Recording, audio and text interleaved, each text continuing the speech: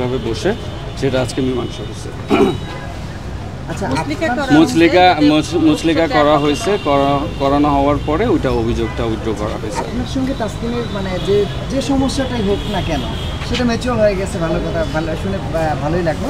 তবে একটু জানবো যে মানে কি নিয়ে আপনাদের মধ্যে সমস্যাটা তৈরি হয়েছে? আসলে এখন মিউচুয়াল হয়ে গেছে তো, এখন আর দুই পরিবার মিলে জিনিসটা হয়েছে। আসলে ফ্রেন্ডদের মধ্যে কাটাকাটি হয়েছে, কথা কাটাকাটি হয়েছে, তো ওইখান থেকে সূত্রপাতটা হওয়ার পরে দেন আর তো নতুন করে বলার কিছু না, যেগুলি আপনারা দেখছেন সেগুলি। বাট আমি আপনাদের একটা ক্লিয়ার স্টেটমেন্ট দিতে চাচ্ছি, সেটা হচ্ছে যে এর আগে আমি সরি বলি নাই, ঠিক আছে, যেটা আপনারা শুনছেন। আর সবচেয়ে বড় কথা হচ্ছে যে এর আগে আমি অভিযোগও উইথড্র করিনি, ঠিক আছে।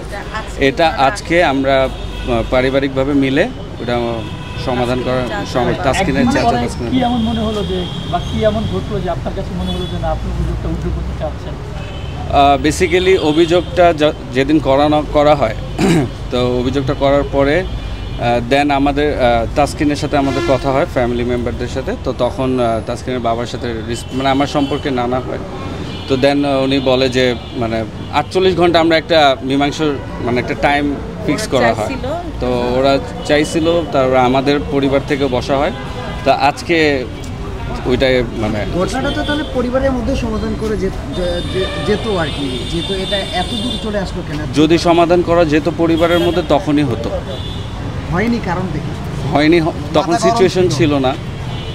সিচুয়েশন থাকলে অবভিয়াসলি আমি তো ক্লাস 5-6-এ পড়ি না অথবা 9-10-এ পড়ি না।